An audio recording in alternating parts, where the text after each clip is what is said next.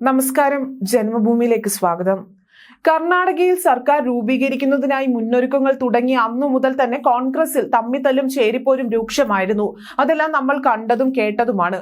എപ്പോഴും മുഖ്യമന്ത്രി കസേര ചൊല്ലി തന്നെയായിരുന്നു അടിയുണ്ടായത്.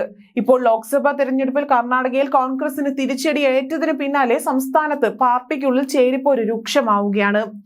അധികാരമാറ്റം ലക്ഷ്യമിട്ടുള്ള നീക്കത്തിന് തടയിടാനുള്ള സിദ്ധരാമയ്യ പക്ഷത്തിന്റെ ശ്രമത്തിനിടെ DK ശിവകുമാറിനെ മുഖ്യമന്ത്രിയാക്കണമെന്ന് ബൊക്കലിംഗ മഠാധിപതി ചന്ദ്രശേഖരനാഥ് സ്വാമി ആവശ്യപ്പെട്ടതോടെ ഗ്രൂപ്പ് പോര് മൂർധന്യത്തിലെത്തിയിരിക്കുകയാണ്.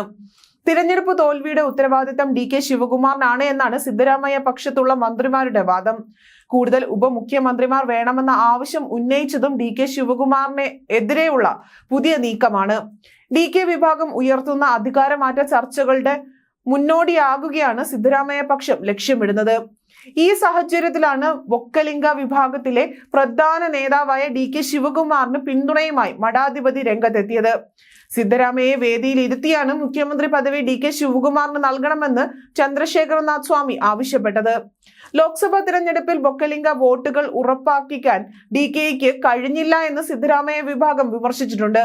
ഇതുകൂടി കണക്കിലെടുത്താണ് സ്വാമി DKക്ക് അനുകൂലമായി രംഗത്ത് വന്നത്.